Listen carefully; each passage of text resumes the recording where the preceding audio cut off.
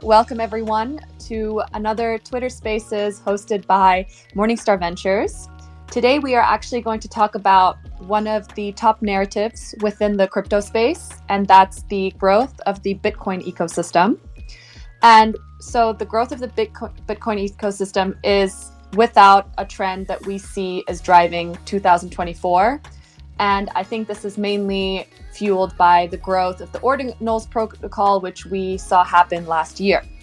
Now, given that Bitcoin not only holds, the largest market cap, but also is one of the largest communities, I think it's definitely safe to say that at the moment, everyone in crypto has their eye on the ecosystem and is really just waiting to see how it's going to develop in the upcoming year. To talk about this, we've invited 3 experts in the space who are also building within the Bitcoin ecosystem. And today we have Benny the Dev from Tap Protocol, Jan from XVerse, and Sam Jenkins from Bitfinity. Welcome, guys, and thanks so much for joining the spaces today. We're really excited to dive into the topic. Now, before we get started, just a couple of small things. So Peter and I will be hosting the session and asking our speakers a couple of questions, but we always want to hear from the audience. So if you do have any questions, feel free to put them in the comments section of the spaces, or if you want to ask them live, we will allocate a couple of minutes at the end of the session for you to ask our speakers anything about their project or about the Bitcoin ecosystem. All right. Thanks, guys, again, and let's get started with a round of introductions. So if you could please introduce yourselves and also tell us a bit more about what you are working on in crypto. Jan, your name is at the top, so why don't you get started? Yeah, thank you so much. Thank you so much for having me, guys. Really appreciate it and glad to be here. So my name is Jan, and as you said, I'm from XVerse. We're building the leading Bitcoin wallet, and what I like to say, kind of the Bitcoin ecosystem wallet, because ultimately we do support everything on L1. We also support some of the L2s and obviously all the meta protocols or the major meta protocols that Casey started, be it Ordinals, now also Runes, and who knows what's going to come in the near future.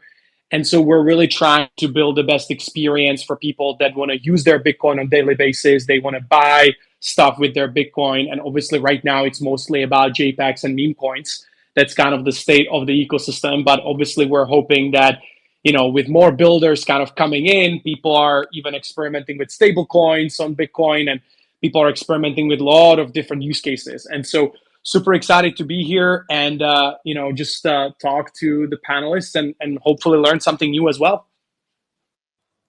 Thanks, Jan, for the introduction. Sam, why don't you go ahead? Hey, thanks for having me here. And I'd love to introduce myself and Bitfinity.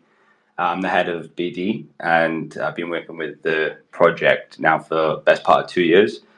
And we're actually looking to, our overall goal is to, help enable developers to create Bitcoin-enabled dApps using some functionality from smart contracts. So if we look at like the recent Ethereum ETF news as well, that's really bullish for us and looking into the future for what the 2 largest chains could be together. We're probably about 2 to 3 months away from launching, and we've got a lot of things lined up in terms of hackathons, and I'll share more info on that towards the end. Thanks, Sam. Yeah, we always leave a little space at the end for you guys to tell us how the community can get involved and what's next. But I love a little teaser of a hackathon. Benny, last but definitely not least. Yeah, hi. Thanks for having me invited. Yeah, super happy to be here. Yeah, I'm Benny. I'm with the Bitcoin Ordinal space since February 2023. And since then, kicked off a couple of projects. For example, the Track project, which is basically a project that is about decentralized indexing. So what we're doing is we're providing a network of indexers that help on indexing the different meta protocols from which we also developed a few protocols, let's say TAP protocol and the pipe protocol, to be more specific on that. But we're also are about to support other protocols as well, and also protocols moving forward. And the entire story behind Track specifically is about that we're expecting big data playing a huge role moving forward, because we realized pretty early on that Bitcoin is based on, especially what happened last year. You mentioned that earlier. That Bitcoin itself is going to be seen more and more as a platform to develop for, not necessarily in all cases on, because of the known limitations. And pushing this hard at the moment. We're developing a ton right now. This goes from our indexing network over to AI on the pipe protocol, as well as consumer products. Yeah, thank you. Thank you, guys. Great introductions. And yeah, Benny, good segue into probably our first question of the session. And that's really, talking about why is this all happening right now? So why is the narrative of the Bitcoin ecosystem so strong? Like you guys mentioned, right? It's the oldest cryptocurrency, but the growth of BTC5 projects had really only started last year. So why do you guys think it actually took so long to bootstrap the Bitcoin ecosystem? And what are you seeing, being that you guys build in it? Benny, do you want to maybe kick off? Yeah, okay. So, Bitcoin, the question is Bitcoin really like old? Of course, in comparison to the most recent, let's say, L2s that showed up that support Ethereum, right? It's kind of old, but if you think about it, it's actually pretty young and needed to mature, for quite some time. That's one aspect of that. The other aspect is, of course, the narrative. Bitcoin started basically off as with the narrative of decentralized payments, right? Then it went to be on, basically store value, being the store of value. And thanks to the insight of Casey and others, right, it turned out, hey, you can use actually Bitcoin as a platform, and that got discovered in the end. Yeah, and that's what I like to call like the third big narrative for Bitcoin. Then of course, you have something like a competition then between the different chains that existed since then already. But since it's like a logical succession of things, like payments, store of value, and now platform, I believe that this will only like cement Bitcoin staying like basically the mother of it all, right? And in the end, my feeling is that every chain is going to do, and L2 chains, of course, are going to do what they can do best, what problems they solve, right? And Bitcoin is about to find its niche there too, when it comes to be used as a platform. That's at least my perspective on that. Jan, Sam, do you guys agree? Yeah, for sure. I think the advancement in the technology is what has made this, in short, to answer your question, what's taken so long. It's been the advancement in the technology recently, and that doesn't just build an ecosystem overnight. People have to find out, and interest will build, and builders will be attracted to build on Bitcoin because it's Bitcoin, and that's maturing now, and it's gonna obviously go wherever it goes in the next 10 to 20 years. But people want to build on something they think that's going to be around as well. So that's the first thing.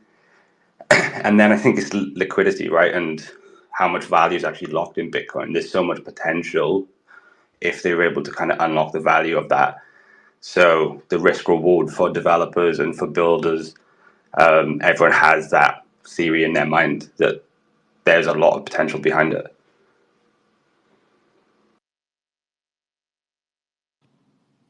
Jan, go ahead. Yeah, I think my answer is going to be slightly different. I think ultimately why we didn't see much innovation happening on Bitcoin is, I think, mostly because of the culture. I think before I got into Bitcoin, and when I speak with people that have been in Bitcoin for a decade or maybe even more than that, obviously we all kind of have heard about the cult of the laser-eyed maxis that basically dismissed any kind of innovation. And even people in the core Bitcoin community and even the Bitcoin core engineers, there's a lot of smart people that have been advocating for innovation on Bitcoin in terms of like actually pushing the protocol forward in a, obviously, a way that that doesn't compromise its integrity, etc. And they have been basically just laughed at and sometimes even ridiculed for basically no reason. And so I think that that was kind of the number one reason why we didn't see that much innovation, because people just ultimately gave up. They tried for a while, and because they couldn't have, like, I would say, reasonable arguments with the core, with some of the people that are maybe kind of leading that community before, then basically gave up after a while because it wasn't worth their time to just keep trying. And so I think that obviously has changed now, thanks to Ordinals, thanks to the creation of Casey Rodarmore, and thanks to basically all the builders that came with it, and that basically, started to work together and completely change the vibes of Bitcoin. And obviously, even bring some additional venture capital, support builders that are actually pushing the space forward, again, without even needing any kind of soft fork or anything like that, which is obviously something that we talk about today as well, but it's something that is going to take a while before it can actually happen, and it shouldn't happen overnight. That's definitely something that we should never encourage. But the fact that the culture has changed and we have now seen the capital starting to flow in, that's basically the reason why we're seeing this kind of innovation wave happening in Bitcoin. Because I remember talking to investors 12, 14 months ago when ordinals were just getting started, and people were literally laughing to my face and telling me, oh yeah, we're not going to invest because the culture in Bitcoin, these laser-eyed maxis, they're never going to allow you to do anything and it will never scale. And obviously we have proven these people wrong. So I'm just super stoked about it. And, obviously we're just at the very beginning. This innovation culture has only been around for slightly more than a year. And I think we have already done a huge amount of work collectively as a community, but we still have a long way to go if we compare ourselves to the other ecosystems that have been building innovative solutions from day one. And maybe for 5+ years, we still have a lot of catching up to do when it comes to building interesting things that people actually want to use daily on Bitcoin. Yeah, the culture aspect is definitely very important for the BTC space. I'm not a personally BTC native, but I saw it many, many times and heard from a lot of people and noticed speaking to many builders, holders, and BTC maxes. And going deeper into the BTC ecosystem overall, there are already some tooling and infrastructure, and of course there is, like Sam already mentioned, that BTC has like a lot of liquidity, and a lot of BTC are basically laying down on the cold wallets. Why do you think DeFi ecosystem on BTC and Bitcoin network is still relatively small compared to ETH or any other like leading L1 or L2? And what are the reasons behind it? Is it only about technology, or is it also about the culture that people don't want to touch like Bitcoin and just keep it as a store it as a meaning for as a tool to store value? And what do you see from builders who want to tackle this issue? Yeah, I mean, ultimately, I kind of already answered it. So, it's both, right? Answer to your question, it's both. There's still definitely still subset of people that don't want to use their Bitcoin. I even have friends that are hyper degens on Ethereum and Solana. They're degening and spending their ETH and Solana on shitcoins every single day, but they always hesitate when it comes to spending their Bitcoin, even though I told them very early on. And obviously they're kind of, like going against the wall and hitting themselves in the head, because if they listened to me 1 year ago to actually deploy some of their Bitcoin into ordinals and, even runes, like they would probably be sitting on a lot of more Bitcoin right now, and so definitely I think the culture and the perception that, obviously you have never spent Bitcoin before on anything, you just basically had it in your cold storage, that still exists. And I think obviously that's going to take a while to change. And some people need to just try it and get a taste of it. And, ultimately it flips. And maybe, yeah, there is going to be a portion of Bitcoin that, is never going to be used for degening. But, even if we use like a fraction of what's available, what's sitting in the exchanges, etc., we're still talking, about a lot of money and a lot of liquidity. So I think that's ultimately not a big issue.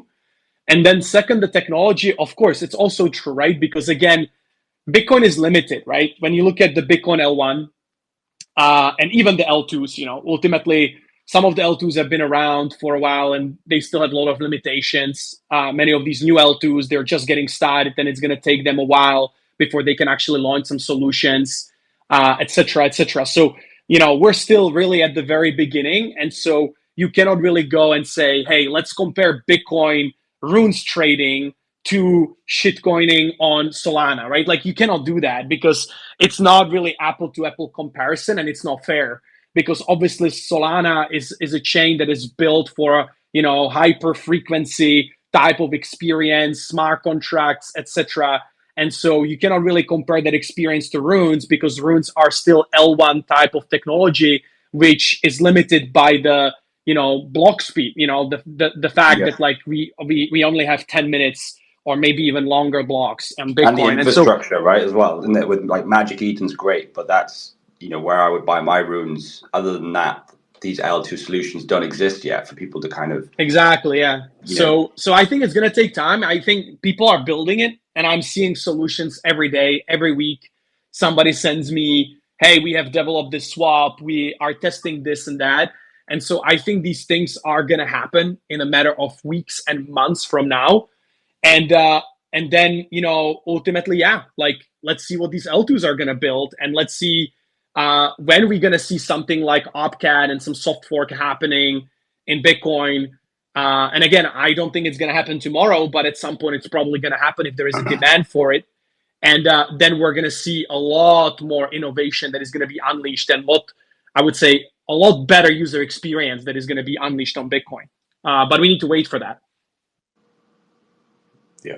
Thank you, Jan, for the comprehensive answer, and of course, would like to hear thoughts from Sam, Benny, as your guys. Awesome. I agree with a lot of that. Okay. The only thing I would add is just what I think in terms of, I think someone mentioned, this being the third narrative of Bitcoin, and relating back to the like conservative approach of Bitcoin holders. I think that this is just a reflection of the community from a number of years ago, right? And Bitcoin is evolving. Bitcoin ETFs didn't exist a few years ago. You didn't have this kind of acceptance of Bitcoin as much as you did then. So I believe over time that narrative of kind of the people that are involved now with runes and ordinals, it's going to grow and grow and grow. So it's just relative basically to the existence of Bitcoin. It is my theory on that. And to kind of answer your question, yeah, it's limited to scripting languages being different on Bitcoin and Ethereum. And that's why having something like Bitfinity Network, where it's cross-chain, it solves that problem. And this growth is all set to take place with the help of L2s and development on Bitcoin. Got it. Yeah, agree. And Benny, what do you think? What was your point, and probably how you address it with building the tap? Yeah, I totally agree with the multi-year eye that we need to keep on things. Like, I mean, just see how it is if you're developing, let's say, for Ethereum, right? I don't know, you want to get started with Solidity. They have stuff like Web3.js. You can ask literally like on Google, right? And you get the answer for all of your problems. We are far from that. And what I really like to do is like to contribute through track with that, like providing reasonable infrastructure where you can actually create the same or similar things that you can do in the actual technical Web3 space. Yeah. And at the same time, when we're talking about the TAP protocol, I understand totally the need for L2s and for rollups and that kind of stuff. But I think that the area of how can you actually, explore what's actually possible with L1 on Meta protocol level, for example, isn't explored yet fully either. Just to give you an example, there was until recently, there were like these clogging concerns, for example, for on Bitcoin because I don't know, some culture mints, blew off on BSC20. Let's say the fee rates they raised like insanely over weeks, right? And then I can actually understand if that happens, that people are simply getting worried about that. So. And as for the TAP protocol, just to show how it can work on an L1 in a reasonable way without clogging anything, has just been shown with the release of privilege authorities, for example, where you can literally create as any kind of service let's say a whitelist solution or a launchpad, and Scribe.io, for example, they just recently proved that. Where there are like thousands of This space was downloaded via spacesdown.com. Visit to download your spaces today. mints, right? And nothing has been clocked, right? So you can literally like the chains like smoothly, even if there is this at the moment like a bigger mint going on, it doesn't affect nothing at all. It's like you wouldn't even see that there's anything going on if you check the mempool, right? And in that sense, there's a lot to explore still. But I totally agree at some point, especially when you're moving forward, like in the next few years, there are no new requirements coming up that we are not aware of yet. And like I said earlier, a lot of that is about like, like streaming data, actually, like big data, right?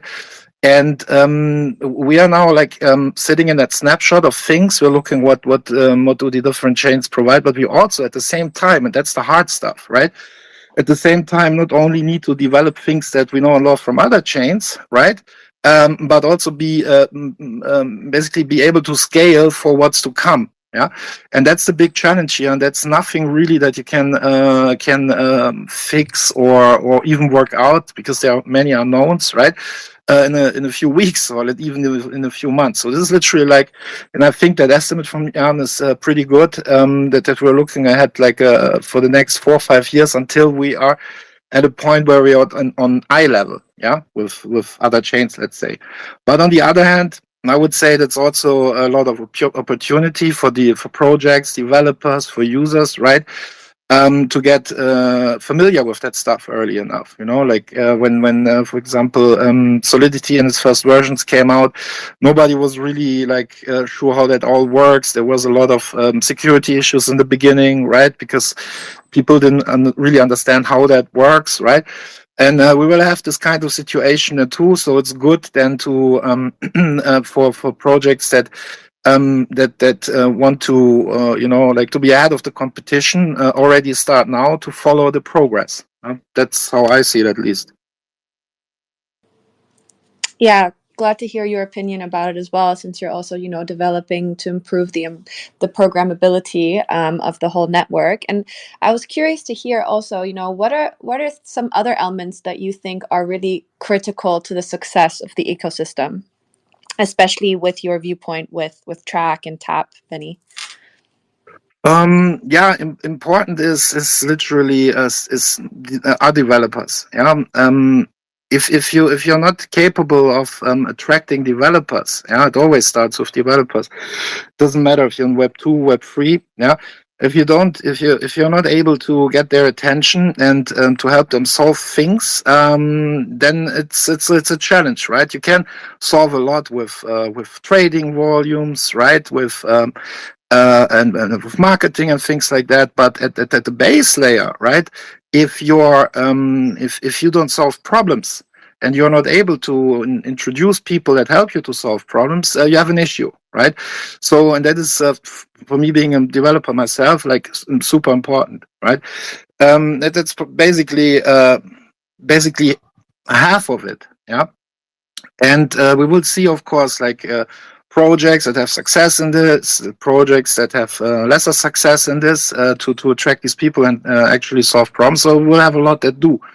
And coming back, well, I mean, I'm moving in circles, but coming back to that, it's literally like a super important to understand that this takes time. It actually takes time. Just, I mean, like, look at things like BitVM, right? Everybody's excited about the release of BitVM, but there are super clever people sitting on that take their time to come out with something that actually works, right? If it would be so easy, it would exist already, simply speaking, right?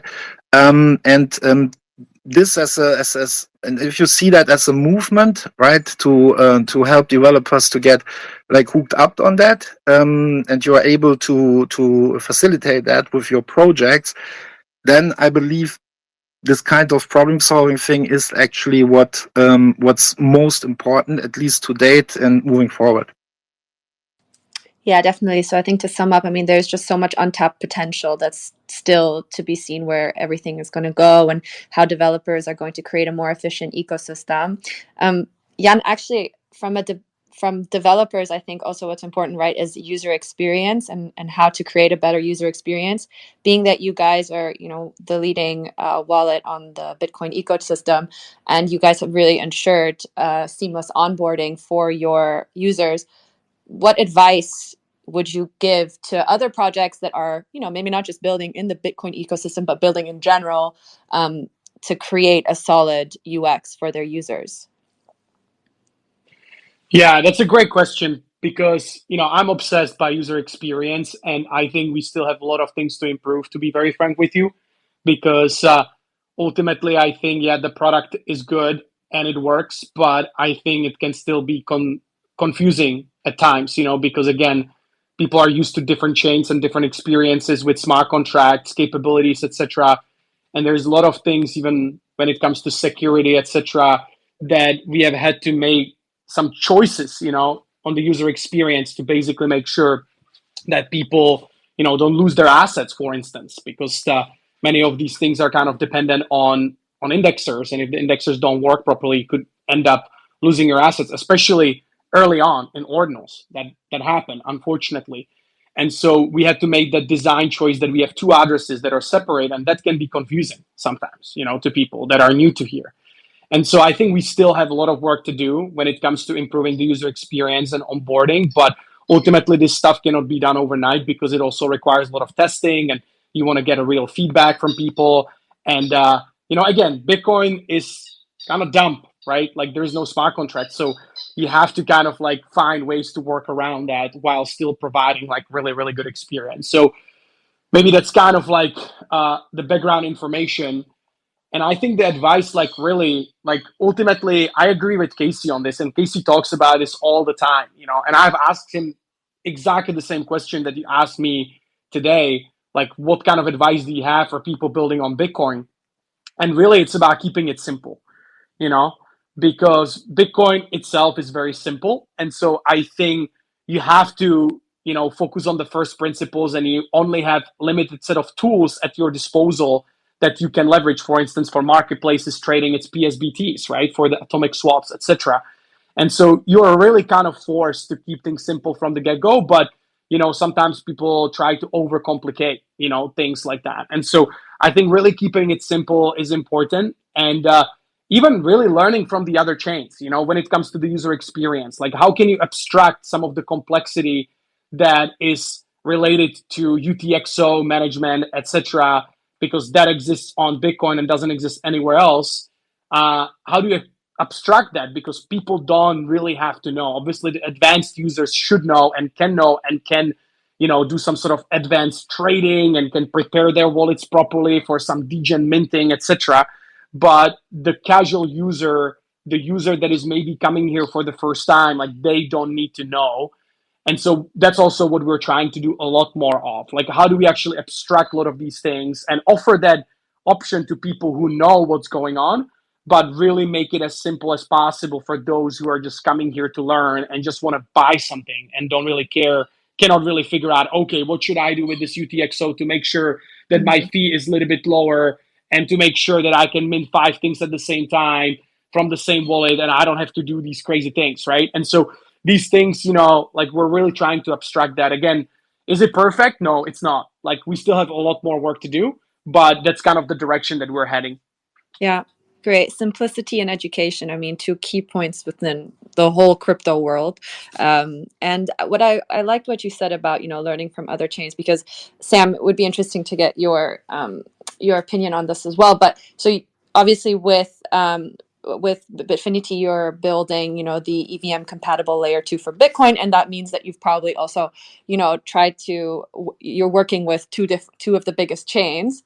And what were some of the major challenges you faced when you had to connect these 2 ecosystems, both from actually a tech perspective, but also from a community perspective? Because we were talking a lot about how the Bitcoin culture can be quite like maximalist, but I know that there's also ETH maximalist. So how are you combining that together? Yeah, and like to reference Jan, what he said about looking at other chains and other ecosystems, like I agree entirely with that. And at the end of the day, you look at kind of runes, for example, the dog token that was launched. Like people want to know how to buy that and how does Bitfinity play a part in that.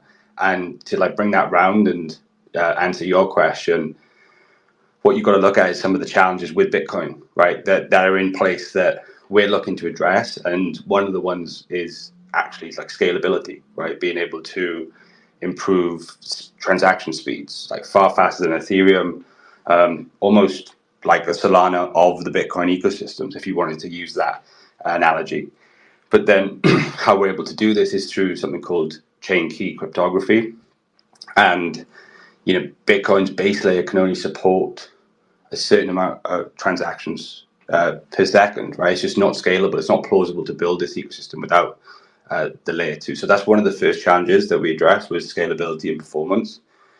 And then the other big one is security, right? Because people do not want to risk their Bitcoin, like even more compared to other assets where they will be perhaps more interested in taking risks, right? So our threshold security system that we've got for transaction signing, it's like nothing else exists like this, right? So that we are pioneering this, and we want to make sure that we get it right, because there's a lot at stake for the whole entire Bitcoin ecosystem if we want to kind of lift it all together, right? And then to bring it back to Ethereum and the ecosystems, like interoperability is something that a lot of blockchains talk about, and I think it's key. And we're seeing that more and more now with the kind of emergence of dApps on Bitcoin and building on Bitcoin, because you want to tap into liquidities from your Solanas and your Ethereums, right? So there's a huge challenge there to do that, and becoming like EVM compatible, building our own EVM from the bottom up has enabled us to just ensure like seamless transition for the EVM projects, and then interaction between Bitcoin and Ethereum. Great. Thanks, guys. Actually, I want to bring it to the audience. I see that there's a lot of comments, and also we have a requested speaker. So, Victor, I'm going to accept you as a speaker if you want to ask your question. It's just connecting, but hi, Victor. Can you hear me? Oh, I think you need to unmute. Okay. Victor, in the meantime, while he unmutes, we have a couple of questions in the chat. It's a lot of people are asking for when can we expect to see XVerse app adding the tap protocol? Can you guys tell us anything about this?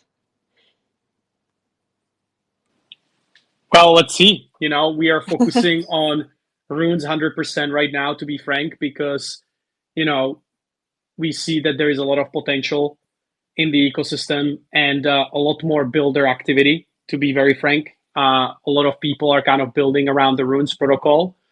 And, ultimately, even the launch of Runes had been super successful in terms of onboarding new users into Bitcoin. And so we're fully focused on that because there's so many other things to improve. And, one thing to kind of keep in mind here, and I think many people just don't understand it, especially when they just keep asking these questions, like integrating these protocols, it comes with a lot of, with a lot of effort and things that you need to consider, because it's not just like enable a protocol and you're done, right? Like there's like continuous kind of maintenance of the protocol, make sure that everything functions. If there is any problem or anything, like just make sure that you're up to date. And this is really kind of for a company like us now, like we have a lot of users obviously that use the wallet on daily basis.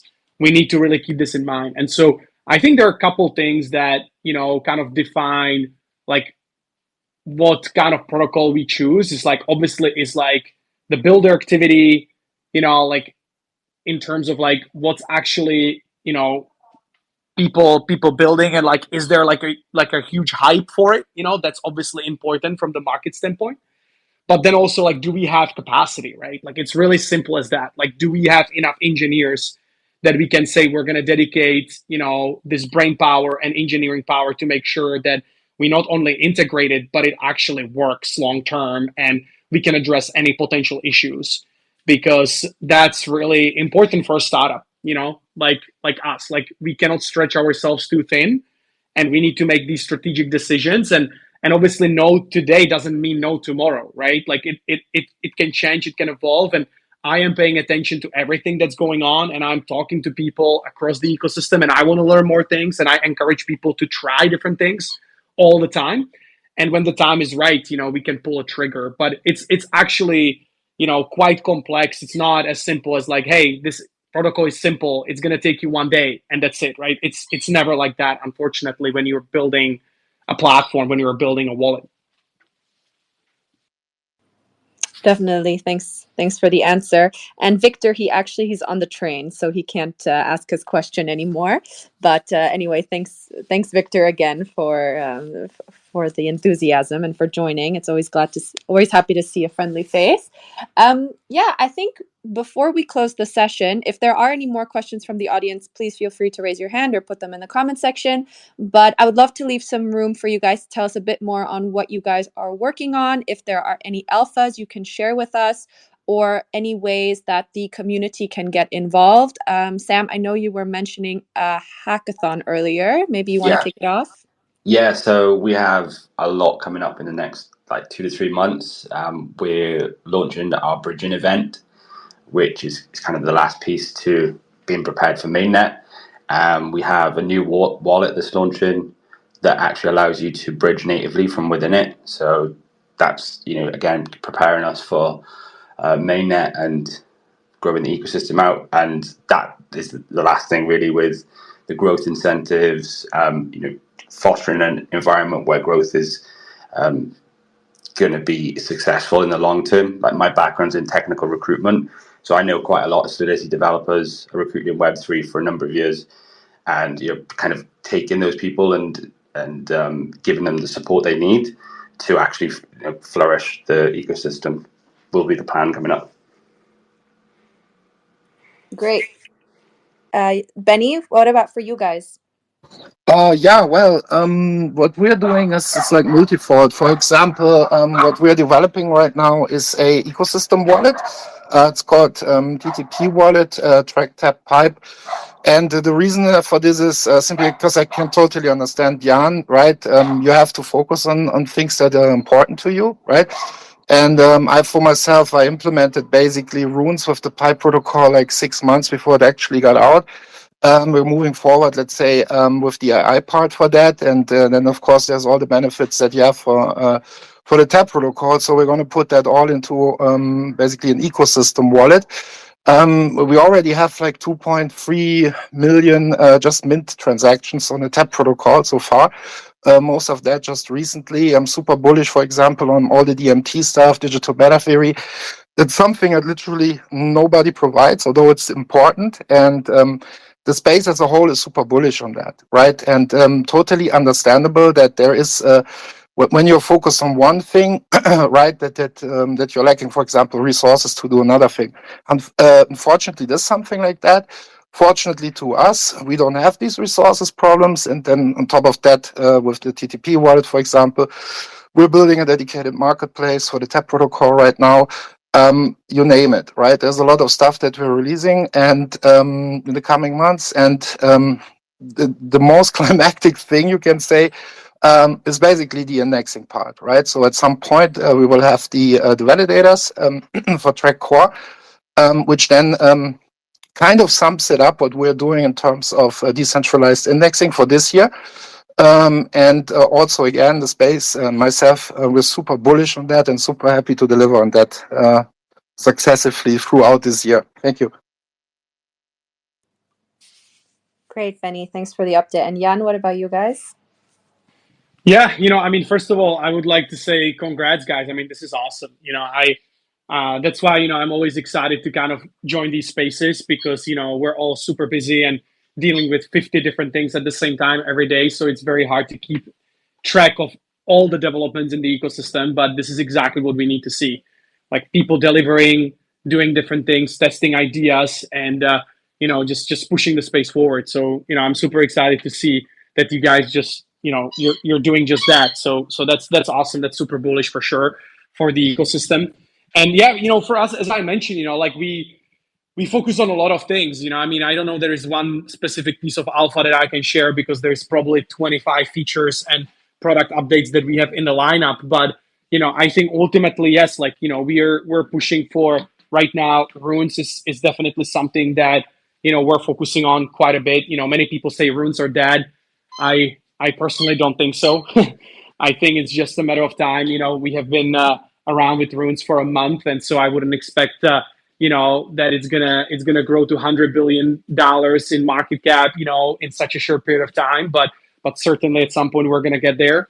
And so we're ultimately launching new features. We're upgrading the integrations. Even with Ledger, Ledger is still not fully optimized for runes. There's a lot of things that we need to do. Even talking with companies like Ledger, other hardware wallets, to make sure that like these assets are safe across the board. And obviously it's a great user experience to use these things. And beyond that, obviously working with a lot of these projects that are launching different dexes, that are launching different marketplaces, swaps, etc. Testing. Another big thing that we're enabling in XVerse, and it should be enabled next week, is Signet support. Means that testnet is cool, but it rarely works. And so for builders that are building new things, it's actually pretty important that you have a platform to test everything properly. So we're enabling Signet support. And that also means that we're going to be able to push developers to start building around Opcat, for instance, because Opcat is on Signet already. And so obviously it's not part of mainnet and it's not going to be for a while, but people are going to be able to start building applications around Opcat, and people are actually going to be able to use XVerse to interact with these things. So we're going to be able to see how it would look like if we have Opcat activated in Bitcoin. And I think that's going to be super bullish for the ecosystem because people are actually going to be able to see and test in real life, like what kind of upgrades we can bring, what kind of other user experience upgrades we can actually bring to Bitcoin with these kinds of things. And so that's obviously super bullish for the L2s and all the people that are kind of looking in that direction. And yeah, there's probably like 20 other things that I could talk about and we don't have time for, but just continuously shipping the product and focusing on building the community. We just had Ordinals Asia in Hong Kong, which is kind of the initiative that I pushed within our company. And obviously it wasn't just an XVerse event, it was a collaboration between many community leaders, I would say, in the Ordinals community. And that was also super important because I think that we need to nurture this ecosystem and we need to allow people to make meaningful connections and connect with investors and connect with builders and, people from across the world. And so that's another big focus, like really make sure that we push, the community narrative further. And, we just support everybody who is building in the ecosystem. And we're extremely welcoming to the new people that are coming, maybe just learning about Bitcoin for the first time now. So that's also a huge focus for me personally.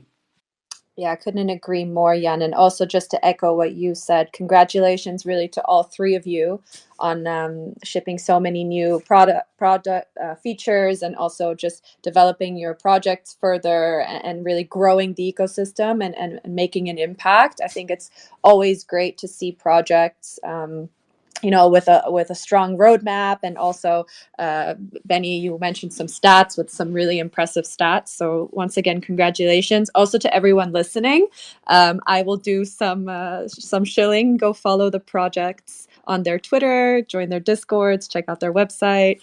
Jan XVerse is available on iOS and Android and extension. So yeah, check it out, guys. They're very interesting projects. I also agree. I think that there's a lot of great groundwork that has been already built for Bitcoin and also the Bitcoin ecosystem.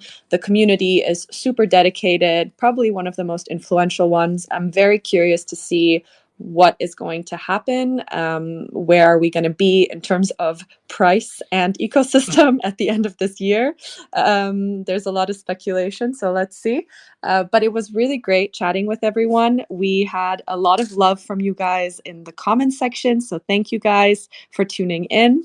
And we host Twitter Spaces on a regular basis with interesting projects like yourselves, and we also do one-on-one interviews with founders in the space. So make sure to keep an eye out on our Twitter for the next Twitter Spaces. And thank you again for joining, and see you next time.